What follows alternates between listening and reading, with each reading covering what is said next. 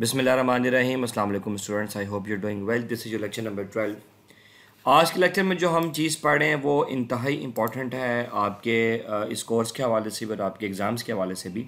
वो है corn of map, corn of maps, जिसको हम लोग नॉर्मली डीएलडी के अंदर के मैप भी बोलते हैं। कॉर्न ऑफ मैप और के मैप। कॉर्न ऑफ मैप और के मैप के बारे में तो मैं आपको थोड़ी देर में बताता हूँ, लेकिन ये आप याद रखिएगा कि के मैप समझने के लिए लेक्चर नंबर 11 के लास्ट में जो हम लोगों ने मिन टर्म और मैक्स टर्म का कॉन्सेप्ट लिया था वो इसको समझने के लिए बहुत ज़रूरी है। आप प्लीज़ एक दफ़ा फिर लेक्चर नंबर 11 को जाके रिवाइज़ करें और मिन टर्म और मैक्स टर्म का कॉन्सेप्ट एक दफ़ा आप दोबारा समझें, अगर आप चाहते हैं कि लेक्चर नंबर 12 आपको सही तरीके से समझ आ जाए। के map corn of basically he was a person और इसने एक मेथड डिवाइस किया था। बेसिकली के मैप है क्या चीज़? जो चीज़ आपने बूलियन अलजबरा में पढ़ी थी, के मैप मोर और लेस वही चीज़ है। टारगेट क्या है कि आपने के मैप को इस्तेमाल करते हुए सिंप्लीफिकेशन करनी है बूलियन एक्सप्रेशंस की। बूलियन एक्सप्रेशंस को हमने पहले भी सॉल्व किया था, लेकिन हमने उसको सॉल्व किया था यूजिंग लॉज एंड रूल्स। हमने लॉज एंड रूल्स अप्लाई किए थे और फिर हमने बूलियन एक्सप्रेशंस को सॉल्व किया था। कॉर्न ऑफ मैप के अंदर जो सबसे अच्छी चीज़ है वो ये है कि कॉर्न ऑफ मैप भी एक्सप्रेशन को सिंप्लीफाई करेगा, लेकिन इसके लिए हमें लॉज एंड रूल्स नहीं चाहिए। लॉज एंड रूल्स चाहिए हमें मैप के, हमें बूलियन के लॉज एंड रूल्स नहीं required, and that's it. So what is a के मैप? के मैप एक ऑल्टरनेट तरीका है जिसके थ्रू आप एक्सप्रेशंस को या बूलियन एक्सप्रेशंस को सॉल्व कर सकते हैं विदाउट यूजिंग बूलियन लॉज। और आप के मैप, आप एक मैप बनाते हैं और उस मैप के थ्रू आप ये काम कर लेते हैं। ठीक है जी, इसको हम लोग बोलते हैं कॉर्न ऑफ मैप, और मैंने आपको इसके बारे में चीज़ें बता दी। आज का लेक्चर थोड़ा सा प्रोलॉन्ग भी हो सकता है क्योंकि हम लोगों ने एक तो के मैप बनाना सीखना है, और जब हम के मैप बनाना सीख लेंगे तो फिर हमें ये भी सीखना है कि के मैप से सिंप्लीफिकेशन कैसे करते हैं। तो ये वाला लेक्चर और हमारा नेक्स्ट लेक्चर का जो स्टार्ट वाला कुछ पार्ट होगा वो मैं सिंप्लीफिकेशन को डेडिकेट करूँगा। याद रखिएगा कि ये कॉन्सेप्ट क्योंकि ऑन कैंपस क्लासेस में समझाना ज़रा ज़्यादा आसान है, तो मेरी पूरी कोशिश होगी कि मैं यहाँ ऑनलाइन क्लास में भी इसको आपके लिए अच्छी तरीके से एलैबोरेट करूँ। इसलिए जब ये कॉन्सेप्ट समझाया जा रहा होगा तो आपने काइंडली इसको बहुत ध्यान से सुनना है, क्योंकि एग्ज़ाम के अंदर जब आप के मैप्स ड्रॉ करेंगे तो आपको इन कॉन्सेप्ट्स की बहुत ज़्यादा ज़रूरत पड़ेगी। सबसे पहले तो मैं आपको ये सिखाऊंगा कि के मैप बनाना कैसे है। देखें, के मैप हम तीन वेरिएबल के लिए जो है तीन टाइप ऑफ वेरिएबल के बना सकते हैं। या तो टू वेरिएबल्स होंगे, इसका मतलब है कि 2 की power 2 2 power 2 is equal to 4। जब दो वेरिएबल होंगे तो हमारे पास 4 पॉसिबिलिटीज़ होती हैं। 3 वेरिएबल्स होंगे तो 2 की power 3 is equal to 8 possibilities हो सकती हैं। और अगर हमारे पास 4 वेरिएबल्स होंगे सो क्या होगा, 2 की पावर 4 इज इक्वल टू हमारे पास 16 पॉसिबिलिटीज़ होंगी। ये मैप बनाने के लिए मैंने आपको बता दिया कि आपको मिन टर्म और मैक्स टर्म के कॉन्सेप्ट की बहुत ज़रूरत है। इसमें स्पेसिफिकली आपको मिन टर्म्स का ज़रूर पता होना चाहिए। जो हम लोग आगे चल के देखते हैं कि जी आपने मैप कैसे बनाना है। सबसे पहले मैं आपको बनाना सिखाऊंगा 2 वेरिएबल के मैप। अगर आप 2 वेरिएबल के मैप बनाना सीख लेंगे तो आप किसी भी वेरिएबल के लिए मैप बना सकते हैं। 3 के लिए भी, 4 के लिए भी, 5, 6, 7, 8 किसी के लिए भी बना सकते हैं। लेकिन हम सिर्फ 2, 3 और 4 वेरिएबल का के मैप बनाएंगे। सबसे पहले तो मैं आपको बनाना सिखाता हूँ 2 वेरिएबल का के मैप। अच्छा, 2 वेरिएबल के मैप बनाने के लिए अगेन आपको मिन टर्म वाला टेबल अब याद होना चाहिए। मैं आपको दोबारा से जल्दी से रिकॉल करा देता हूँ। 2 वेरिएबल्स हैं तो टोटल पॉसिबिलिटीज़ कितनी होंगी? 4 पॉसिबिलिटीज़, 1, 2, 3 एंड 4। और हमने मिन टर्म्स कैसे लिखी थी आप रिकॉल करें। जहाँ 0 था वहाँ हमने x कॉम्प्लीमेंट, क्योंकि x की वैल्यू यहाँ क्या है 0, x कॉम्प्लीमेंट y की वैल्यू 0 है तो y कॉम्प्लीमेंट, और बीच में डॉट ऑपरेटर या एंड ऑपरेटर। तो x complement dot y complement हमारी पहली मिन टर्म है। याद रखिएगा कि ये मिन टर्म जब भी 2 वेरिएबल के मैप में एम नॉट का नाम आएगा तो इसका मतलब है कि अगर हम 2 वेरिएबल के अंदर जाए तो वो कौन सी मिन टर्म होगी, तो x कॉम्प्लीमेंट और y कॉम्प्लीमेंट होगी। सिमिलरली मैंने आपको बताया था कि जहाँ 1 है, जैसे कि यहाँ x की वैल्यू 1 है तो x पे कॉम्प्लीमेंट नहीं आएगा, y की वैल्यू 0 है तो y पे कॉम्प्लीमेंट आ गया, और बीच में एंड ऑपरेटर। होपफुली आपको ये वाली चीज़ समझ आ गई होगी। अब हम चलते हैं अब हमने करना क्या है। के मैप कुछ भी नहीं है, के मैप महज इसी टेबल की एक नई रिप्रेजेंटेशन है। तो जो टेबल मैंने यहाँ बनाया इसी को मैं एक मैप की फॉर्म में ड्रॉ करूँगा। मुझे आप बताएं कि मेरे पास कितनी मिन टर्म्स हैं। मेरे पास 4 मिन टर्म्स हैं, M0, M1, M2 और M3। क्योंकि मेरे पास 4 मिन टर्म है तो सबसे पहले मैं क्या करूँगा, पहला स्टेप तो ये है कि सबसे पहले तो जी मैं 4 बॉक्सेस यहाँ ड्रॉ करूँगा। 4 बॉक्सेस मैं यहाँ ड्रॉ करूँगा। ठीक है, ये मैंने 4 बॉक्सेस ऐसे ड्रॉ कर लिए, 1 1 2 3 4 बॉक्सेस। क्यों? क्योंकि मिनटम्स भी कितनी हैं? 4 है। That is step 1। अब आपके जहन में सवाल आ रहा होगा कि हमने 4 बॉक्स ऐसे ही क्यों ड्रॉ किए, तो इसका जवाब मैं आपको अभी थोड़ी देर में दूंगा जब मैं मिनटम्स को यहाँ पे प्लॉट करूँगा। उसके बाद हम यहाँ पर एक लाइन ड्रॉ करते हैं और हम यहाँ पे वो वेरिएबल लिखते हैं जो हमारे पास टेबल में आ रहे हैं। हमने कौन से वेरिएबल का इंतखाब किया? एक्स वाई, ए बी भी हो सकते हैं, आपकी मर्जी है। तो पहला वेरिएबल यहाँ लिखा जाता है एक्स और दूसरा वेरिएबल लाइन की इस साइड पे लिखा जाता है जो कि क्या है? वाई। अगर ए बी होता तो यहाँ पे ए और बी लिखा जाता। तो मैं रिवाइज कर देता हूँ कि मेरे पास कितनी मिनटम्स थी? 4। तो मैंने 4 बॉक्सेस बनाए और जो 2 वेरिएबल्स थे वो उनको मैंने लाइन के एक साइड पे एक वेरिएबल लिखा और लाइन की दूसरी साइड पे मैंने दूसरा वेरिएबल लिख दिया। अब आप मुझे ये बताएं कि अगर मैं एक बोलियन वेरिएबल की बात करूं x, तो x की कितनी वैल्यूज हो सकती हैं? अगर x बोलियन वेरिएबल है सिर्फ 2, या x 0 हो सकता है या x 1 हो सकता है। अगर वेरिएबल y की बात की जाए तो कितनी वैल्यूज होंगी? y की भी 2 वैल्यूज हो सकती हैं, या y की वैल्यू 0 हो सकती है, y की वैल्यू 1 हो सकती है। अब हमने यहाँ पे यही काम करना है, बल्कि इनफैक्ट मैं इसको अरेज नहीं करता। सो x की वैल्यू या 0 हो सकती है या x की वैल्यू 1 हो सकती है। अब आप देख रहे हैं कि मैंने जान के 0 को इस बॉक्स के सामने लिखा है और 1 को इस बॉक्स के सामने लिखा है, क्योंकि जो ये वाली सारी रो है ये x0 के लिए है, ये वाली सारी रो x1 के लिए है। ठीक है, ओके। अगर ये बात आपको स्टेज पे नहीं भी समझ आई तो मेरा ख्याल है कि आपको इतना याद रखना मुश्किल नहीं होगा कि हमने यहाँ पे 0 लिख दिया और यहाँ पे 1 लिख दिया, एंड दैट्स इट। इससे ज़्यादा हमने कुछ नहीं करना। अब बारी आती है y की, तो हम क्या करेंगे? एक इसको हम लोग बोलते हैं, याद रखिएगा, ये कहलाती हैं रोज़ और ऊपर से इनको बोलते हैं कॉलम। ये बात आपको वैसे भी पता होगी कि इनको रोज बोलते हैं और इनको कॉलम्स बोलते हैं। फाइन, तो मैं अब अननेसेसरी ड्राइंग्स को यहाँ से मैं रिमूव कर रहा हूँ। ओके, उसके बाद हमने क्या करना है? हमने रोज के लिए तो 0 और 1 लिख दिया, हमने ऊपर से वाई के लिए भी 0 और 1 लिखना है, क्योंकि वाई की भी 2 पॉसिबल वैल्यूज़ हैं। अब सबसे इंपॉर्टेंट स्टेप आता है इन बॉक्सेस को फिल करने वाला। अब मुझे बताएं इस बॉक्स में x की वैल्यू क्या है? इस बॉक्स में x की वैल्यू है 0 और ऊपर से y की भी वैल्यू क्या है? 0। तो इस बॉक्स के अंदर क्या लिखा गया? 0 0। मैं दोबारा बता देता हूं कि इस बॉक्स में x की वैल्यू क्या है? 0 और ऊपर से y की भी वैल्यू क्या है? 0। तो मैंने इस बॉक्स में क्या लिख दिया? 0 0। तो अगर आपको ये बात समझ आ गई है तो आप बाकी बॉक्सेस बड़ी जल्दी फिल कर सकते हैं। इस बॉक्स में, इस वाले बॉक्स में x की वैल्यू 0 और ऊपर से इस बॉक्स में y की वैल्यू 1। आपको ये भी समझ आ गई होगी। मैं अब इसको यहाँ से अरेज कर देता हूँ। याद रखिएगा अगर आप इसको 2 वेरिएबल के लिए समझेंगे तो 3 वेरिएबल के लिए भी ये कॉन्सेप्ट वैलिड है। इस बॉक्स में x की वैल्यू 1 और ऊपर से y की वैल्यू 0। मैं इनको टॉप पे किसी वजह से लिख रहा हूँ क्योंकि मुझे आगे स्पेस की ज़रूरत है। I am sorry. उसके बाद इस बॉक्स में x की वैल्यू 1 और ऊपर से y की वैल्यू भी 1। ये तो जी हमारे पास पहला स्टेप हो गया इस मैप को बनाने के लिए। इनफैक्ट क्योंकि आपने ऑनलाइन एग्जाम देना है तो आपका वैसे भी ओपन बुक पेपर है, तो आपको ये याद रखने की भी ज़रूरत नहीं पड़ेगी। मैं सिर्फ आपको बनाने का मेथड बता रहा हूँ। ये तो हमारे पास पहला स्टेप कंप्लीट हो गया। सो इसका मतलब है कि पहले हमारे पास क्या आया? 0 0 0 1 1 0 1 1, जो कि मैंने रिस्पेक्टिव बॉक्सेस में रिस्पेक्टिव वेरिएबल की वैल्यू लेके मैंने इसको कंस्ट्रक्ट किया। अब आप ज़रा आ जाए मैप की तरफ। I am sorry. अब आप आ जाए मैप की तरफ और आप ज़रा मैप में देख के बताएं कि 0 0 कौन से मिन टर्म है, क्योंकि मैंने आपको बताया था कि जो मैं मैप बना रहा हूँ ये असल में इसी मिन टर्म टेबल की ही रिप्रेजेंटेशन है। सो 0 0 कौन सी मिन टर्म है? वो है x कॉम्प्लीमेंट y कॉम्प्लीमेंट। सो x की वैल्यू 0 थी, तो याद करें आप मिन टर्म में जब वैल्यू 0 हो तो कॉम्प्लीमेंट आता है। y की भी वैल्यू 0 तो उस पर भी कॉम्प्लीमेंट, और बीच में क्या आ गया?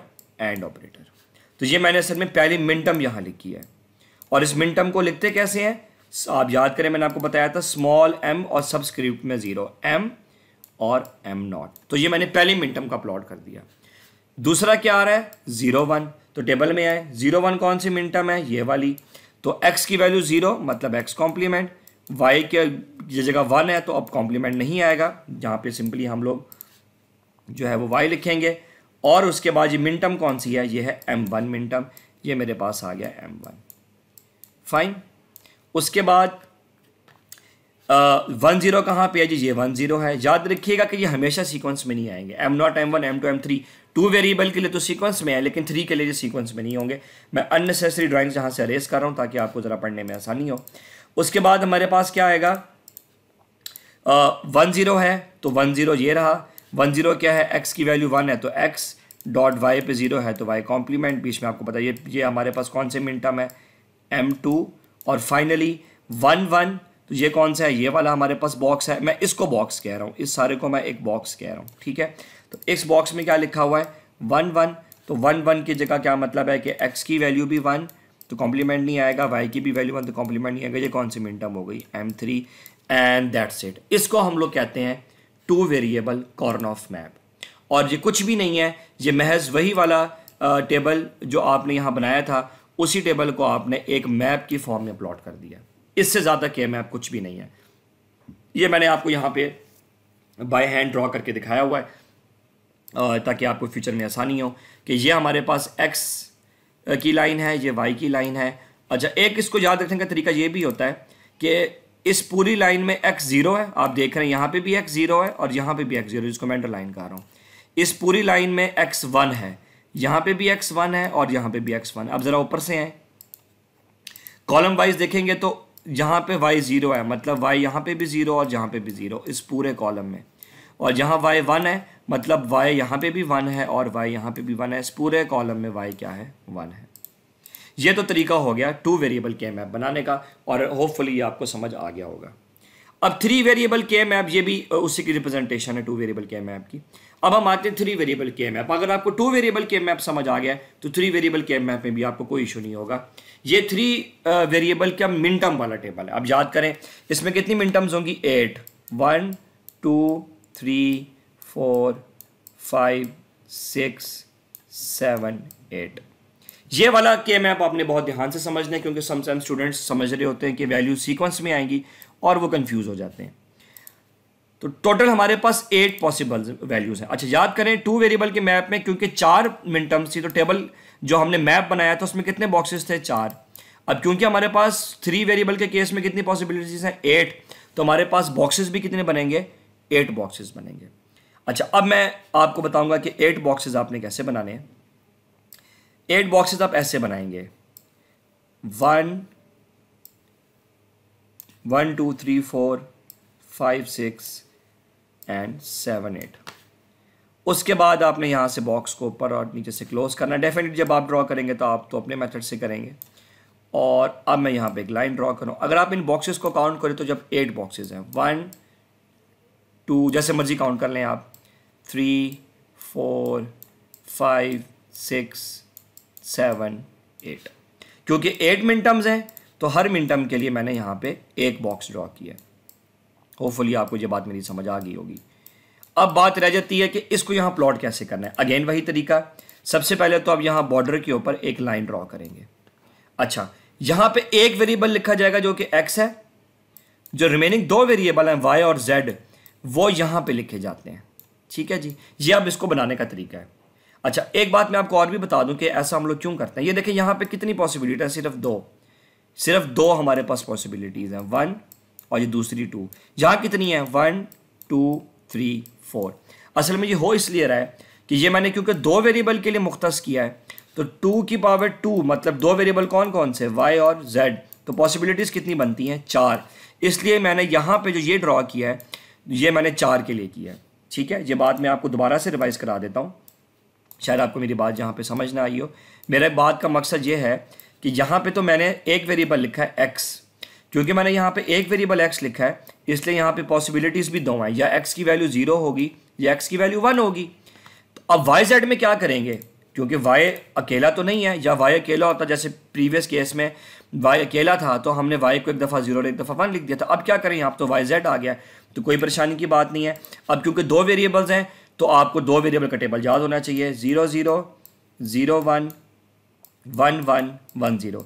अच्छा, अब आप ये सोच रहे होंगे कि मैंने यहाँ 1 1 क्यों लिखा है, ये मैंने किसी वजह से लिखा है जो कि मैं आपको थोड़ी देर तक बताऊंगा। तो 2 वेरिएबल हो तो मेरे पास पॉसिबल 4 वैल्यूज यही बनती हैं। अब मैं यहाँ लिख रहा हूँ 0 0 0 1 1 1 1 0। तो मैंने आपको बता दिया कि आप लोग, आई एम सॉरी, मैं यहाँ पे अपने 0 को ठीक कर लेता हूँ। अब आपके जहन में फ़ौरन एक सवाल पैदा हुआ होगा, और वो ये सवाल था कि यहाँ पे 1 1 क्यों लिखा गया, यहाँ 1 0 क्यों नहीं लिखा गया। इसका जवाब मैं आपको थोड़ी देर में दूंगा।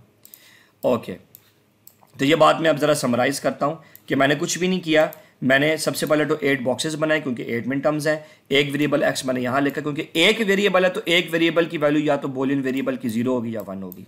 यहाँ कितने वेरिएबल्स लिखे मैंने 2। अब क्योंकि 2 वेरिएबल लिखे हैं तो 2 वेरिएबल की पॉसिबल वैल्यूज कितनी होंगी 4, क्योंकि 2 की पावर 2 क्या होती है।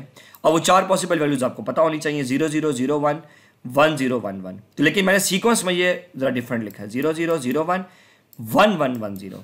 तो यह आपको मैं थोड़ी देर तक एलैबोरेट करूँगा कि ये मैंने ऐसा क्यों किया है। तो होपफुली आपको जो बात समझ आ गई होगी।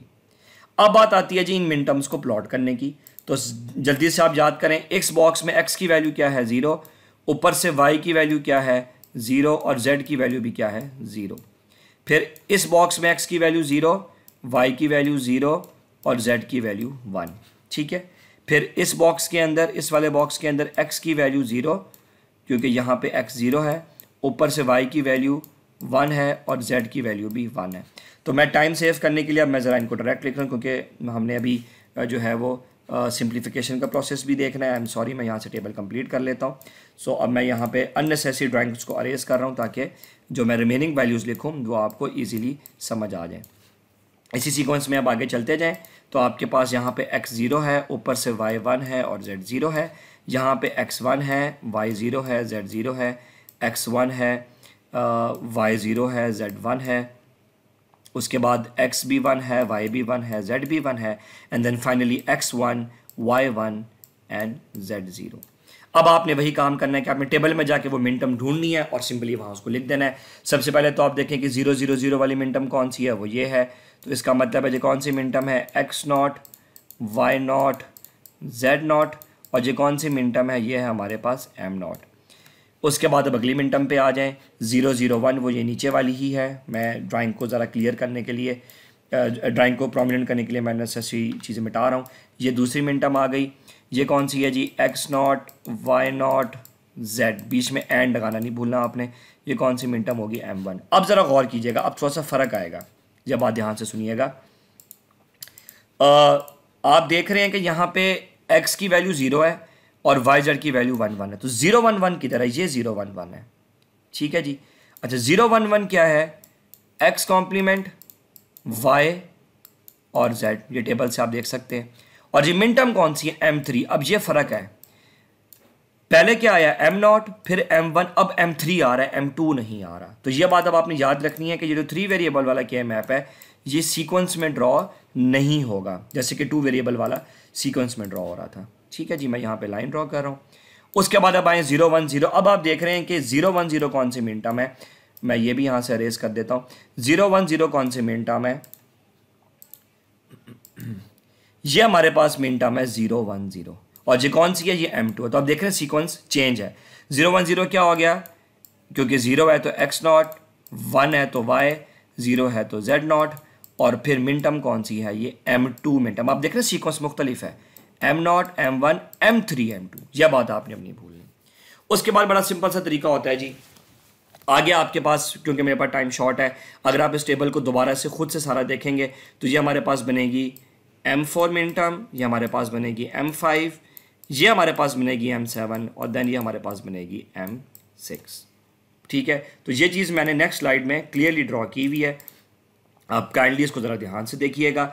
ये देखिए यहाँ पे x1 है, y 0 है और z 0 है, ठीक है जी। m4, ये क्योंकि 1 1 1 है तो टेबल में आप जाके देख लें 1 1 1 वाली मिन टर्म ये है, इसलिए यहाँ पे 7 आ रहा है। तो सीक्वेंस ज़रा मुख्तलिफ है, मैं दोबारा दिखा दूँ, m नॉट, m1, फिर m2 नहीं बल्कि m3 आएगा, फिर उसके बाद m2, फिर m4, फिर m5, फिर m6 और m7। मैंने आपको कहा था कि मैंने जो सीक्वेंस ऊपर चेंज लिखा है 0 0 0 1 1 1 1 0, तो ये सीक्वेंस असल में इसलिए चेंज लिखा गया था, ठीक है जी। असल में जो सीक्वेंस लिखा गया जी ग्रे कोड की फॉर्म में लिखा गया। अब आपको क्योंकि ग्रे कोड मैंने बताया नहीं अभी, मैं बता देता हूँ 0 0 0 1 1 1 1 0। अब ज़रा ये देखें, ये दोनों 0 हैं, नेक्स्ट स्टेप में ये 0 तो 0 ही है, लेकिन ये 0 क्या हो गया है 1। इसका मतलब है कि अगर मैं इससे इसकी तरफ मूव करूँ तो सिर्फ एक वैल्यू चेंज हुई है।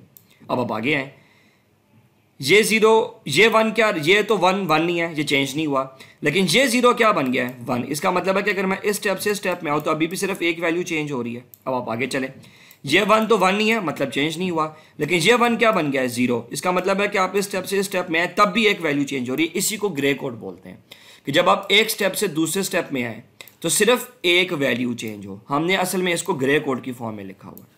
यह बात आपको याद रखना ज़रूरी नहीं है, लेकिन मैं कॉन्सेप्चुअली बता रहा हूँ। यह था जी हमारे पास 3 वेरिएबल के मैप। ये मैंने यहाँ पे आपके लिए ड्रॉ किया हुआ है M0 M1 M3 M2 M4 M5 M7 and M6। ये अब आपने भूलना नहीं है, क्योंकि एग्जाम ओपन बुक है तो इसलिए ये टेबल तो आपके पास ऑलरेडी ड्रॉ होगा, इसलिए मैं इसके ऊपर ज़्यादा टाइम वेस्ट नहीं करना चाह रहा। 4 वेरिएबल के मैप यहाँ पे ड्रॉ किया गया है, लेकिन एग्जाम के अंदर 4 वेरिएबल के मैप के क्वेश्चंस नहीं आएंगे। उसकी रीज़न ये है कि हमने कोर्स को टाइमली कवर करना है, और 4 वेरिएबल के मैप वैसे तो मैं हमेशा क्लास में करवाता हूँ, लेकिन यहाँ पे मैं 4 वेरिएबल के मैप इसलिए नहीं करवा रहा कि अगर आप 2 और 3 वेरिएबल के मैप को समझ लें कि वो सिंप्लीफाई कैसे होना है तो 4 भी आ जाएगा, लेकिन फॉर्मेलिटी के लिए मैंने यहाँ पे 4 वेरिएबल के मैप डाल दिया है।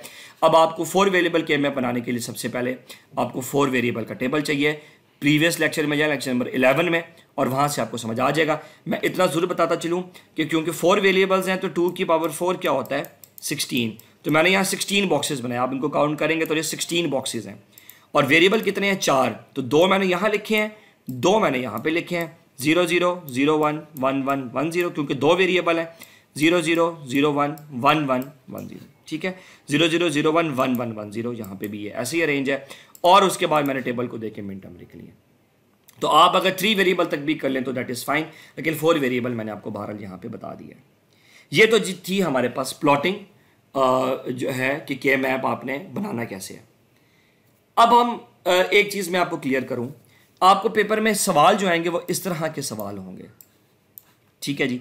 अब ये क्या लिखा हुआ है ये मैं आपको बता देता हूँ। यहाँ पे लिखा हुआ है F A B और C। ये चीज़ आपको ये बता रही है कि जो हम आगे सवाल लिखेंगे, जो भी सवाल हम आगे लिखेंगे वो कितने वेरिएबल का होगा, वो 3 वेरिएबल का होगा। देखें जब आपको पेपर में सवाल आएगा तो आपको पता कैसे चलेगा कि मैंने 2 वेरिएबल का के मैप यूज़ करना है या 3 का करना है या 4 का करना है, तो वो आपको पता चलेगा यहाँ से। कितने वेरिएबल लिखे हुए 3, तो कौन सा मैप इस्तेमाल होगा 3 वेरिएबल वाला। यहाँ कितने वेरिएबल लिखे हुए हैं 4, तो कौन सा मैप इस्तेमाल होगा 4 वेरिएबल वाला। तो इसका मतलब F का मतलब होता है फंक्शन। ये फंक्शन है कितने वेरिएबल का 3 वेरिएबल का, या 2 का, for example A B.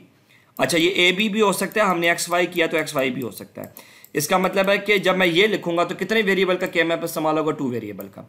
So F function of 2 variable, इसका मतलब ये होता है। उसके बाद लिखा हुआ है समीशन। समीशन इस्तेमाल होता है जी मिन टर्म के लिए। समीशन किसके लिए इस्तेमाल होता है मिन टर्म के लिए। और समीशन के आगे फिर लिखा हुआ है, फॉर एग्जाम्पल मैं लिखता हूँ 0 और 1, तो अभी आपको पता नहीं चल रहा होगा कि 0 1 क्या है, ये मैं आपको थोड़ी देर तक बताता हूँ। आप अभी सिर्फ इतना पार्ट समझ लें, ठीक है जी, ओके। अब हम एक इंपॉर्टेंट कॉन्सेप्ट पढ़ें, बल्कि मैं इनफैक्ट चाहूँगा कि आप यहाँ वीडियो को 2 मिनट का पॉज दें, आप दोबारा से पीछे जाएं और आप देखें कि हमने 2 वेरिएबल और 3 वेरिएबल के मैप ड्रॉ कैसे किया, और अब फिर आप यहाँ वापस आएँ और यहाँ पे आके फिर मैं आपको सिखाऊंगा कि आपने इसको कैसे पढ़ना है और इसको मैप में आपने लिखना कैसे है, ठीक है, ओके। अगर आपने रिवाइज कर लिया है तो मैं आपको ये चीज़ यहाँ समझाने की कोशिश करता हूँ। मैं बल्कि चाहूँगा कि ये चीज़ मैं आपको पहले 2 वेरिएबल के मैप से समझाऊँ और फिर उसके बाद हम लोग 3 वेरिएबल की तरफ मूव करें। तो मैं जल्दी से 2 वेरिएबल का मैप आपके सामने खोल रहा हूँ। ये जी आपके पास 2 वेरिएबल का मैप है जो अभी हमने पीछे ड्रॉ किया था, ठीक है। मैंने यहाँ पे सिर्फ लिखा नहीं, मैं यहाँ लिख देता हूँ that is X complement Y complement, और ये क्या था 0 0, ये क्या था G X complement Y that was 0 1, ये था हमारे पास X Y complement that was 1 0, और ये हमारे पास था एक्स वाई और ये क्या था 1 1। अब आपको पेपर में सवाल कैसे आएगा, आपके पास सवाल आएगा एफ एक्स वाई, तो आपको फ़ौरन समझ आ जानी चाहिए कि जो मैं के मैप ड्रॉ करूंगा वो मैं ये वाला ड्रॉ करूंगा, ठीक है जी, क्योंकि जी कितने का है ये 2 का है। उसके बाद सवाल कुछ ऐसे होगा, पहले लिखा होगा समीशन और फिर लिखा हुआ होगा फॉर एग्जाम्पल 0 और 1। अब ये 0 और 1 क्या है, 0 और 1 कुछ भी नहीं है। 0 और 1 का मतलब है कि ये कौन से मिन टर्म है, ये है मिन टर्म M0, और ये कौन से मिन टर्म है, ये है min term M1, and that's it. अब ज़रा देखिएगा कि मैं क्या करने लगा हूँ, मैं अननेसेसरी इन्फॉर्मेशन को यहाँ से मिटा रहा हूँ। और अगेन अगर आपने सवाल को समझना है या ये कॉन्सेप्ट आपने समझना है तो आप जाके पहले 2 वेरिएबल का मैप दोबारा से रिवाइज करें। अब मैं इसको सिर्फ मैं आपको समझा रहा हूँ कि आपने इसको प्लॉट कैसे करना है। तो आपके पास सवाल है f of x y is equal to summation 0 1, तो आपने कुछ भी नहीं करना, 0 का मतलब है मिन टर्म एम नॉट और 1 का मतलब है min term M1। Am not min term कहां पे है? एक्स बॉक्स में। और M1 मिन टर्म कहां पे? एक्स बॉक्स में। तो आपने कुछ भी नहीं करना, एक तो आपने इस बॉक्स में 1 लिख देना है और एक आपने इस बॉक्स में 1 लिख देना है, एंड दैट्स इट। ये 1 क्यों लिखा गया? 1 सिर्फ निशानी के लिए लिखा गया है, 0 भी लिखा जा सकता था, लेकिन 0 मैक्स टर्म के लिए लिखा जाता है। अब 1 यहां क्या बता रहा है कि एक मिन टर्म कौन सी लिखी हुई है सवाल में? Am not. एक मिन टर्म लिखी हुई है M1, एंड दैट्स इट। बस मैंने यही बात आपको बतानी थी। और देख लेते हैं, सपोज करें आपके पास लिखा हुआ है f of x comma y is equal to summation, और आपके पास लिखा हुआ है फॉर एग्जांपल 2 and 3, ठीक है। क्योंकि 2 वेरिएबल है तो इसका मतलब है आपके पास जो मैप यूज होगा वो 2 वेरिएबल वाला के मैप इस्तेमाल होगा, कॉर्नर ऑफ मैप इस्तेमाल होगा। अब आपके पास कौन से मिन टर्म है? 2 और 3।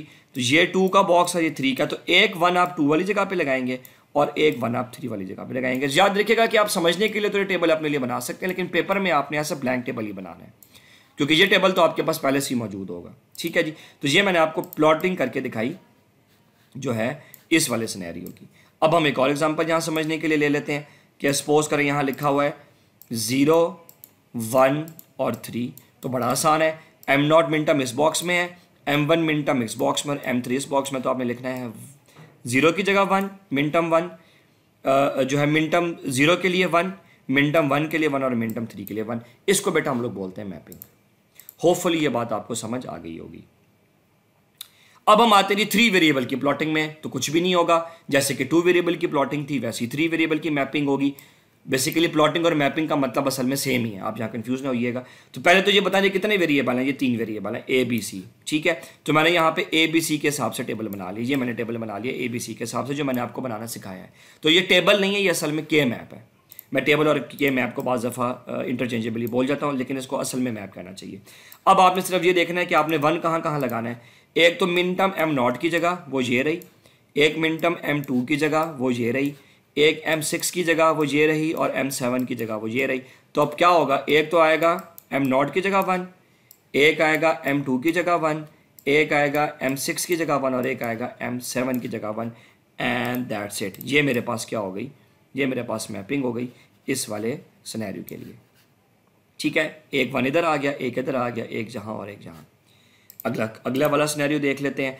0, 2, 3, 4, 6 3 वेरिएबल है। आइडेंटिफाई पहले आपने करना है कि आपने मैप, क्योंकि पेपर में मैं आपको बताऊंगा नहीं, आपने खुद देखना है कि 2 वेरिएबल, ये आपको यहाँ से पता चलेगा।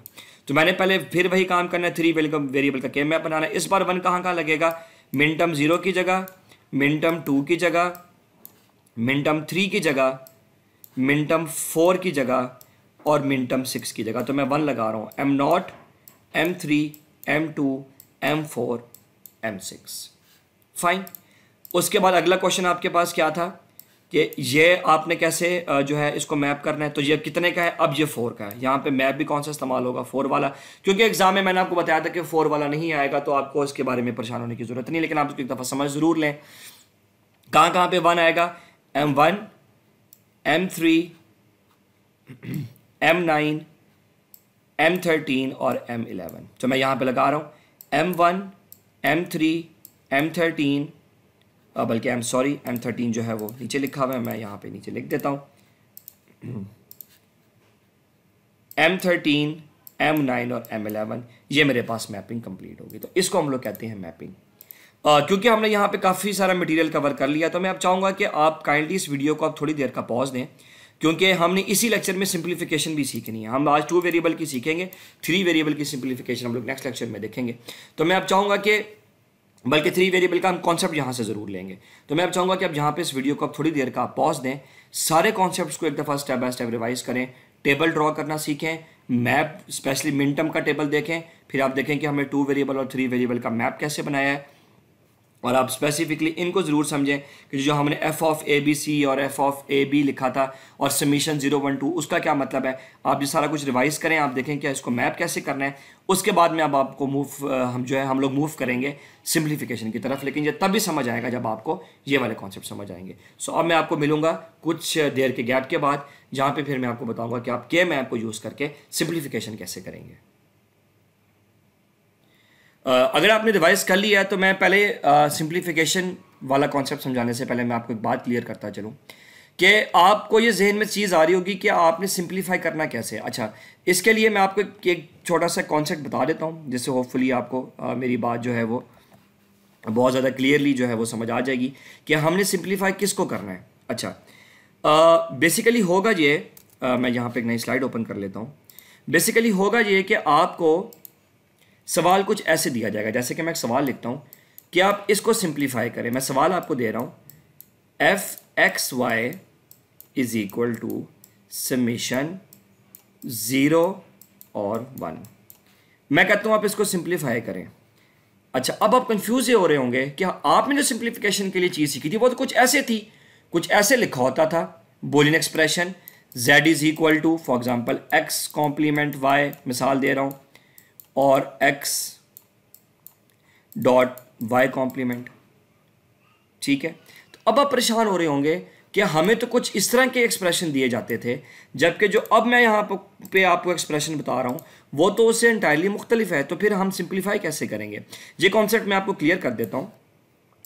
अगर मैं इसको वापस लिखूँ मिन टर्म्स की फॉर्म में, ज़रा ये देखिएगा, बेसिकली ये कुछ ऐसे लिखा हुआ है f(x,y) इज इक्वल टू, मैंने आपको क्या बताया था, ये मिन टर्म 0 है, ये मिन टर्म 1 है, तो असल में हम इसको, समेशन का मतलब क्या है, सम, तो असल में इनको हम ऐसे लिखते हैं m0 प्लस m1। ये दोनों चीज़ें बिल्कुल सेम है। ठीक है, फ़र्क ये है कि मैंने यहाँ पे लिखा हुआ है कि m0 और m1 का सम है ये, तो मैंने इसको लिख दिया समेशन ऑफ 0 1। यहाँ पे मैंने लिख दिया m0 प्लस m1, तो दोनों का मतलब एक ही है। पहली बात तो ये आप क्लियर करें। ठीक है, अच्छा, अब आपको मैं मज़ीद आके लेके चलता हूँ कि सपोज करें कि आपके पास गिवन एक्सप्रेशन जो है वो यही है, और मैं कहता हूँ जी आप इसको सिंप्लीफाई करें। मैं कहता हूँ कि आप इस एक्सप्रेशन को सिंप्लीफाई करें। अब आप फ़ौरन कंफ्यूज हो गए होंगे कि ये कैसे सिंप्लीफाई होगा, यहाँ पर तो कोई ABCD XYZ नहीं है। तो अब आप ज़रा रिकॉल करें कि मिन टर्म m0 कौन सी थी। अगर आप जाके पीछे टेबल में देखेंगे तो आपको याद आएगा कि मिन टर्म m0 थी हमारे पास x complement dot y complement. ठीक है, और मैं यहाँ पे आपके लिए टेबल भी बना देता हूँ जल्दी से, 0 0 0 1 1 1 1 0। तो ये हमारे पास मिन टर्म थी x0, x complement dot y complement, बल्कि ये मिन टर्म थी m0। अच्छा, m1 मिन टर्म कौन सी थी, वो ये थी, वो कौन सी थी, x कॉम्प्लीमेंट डॉट y।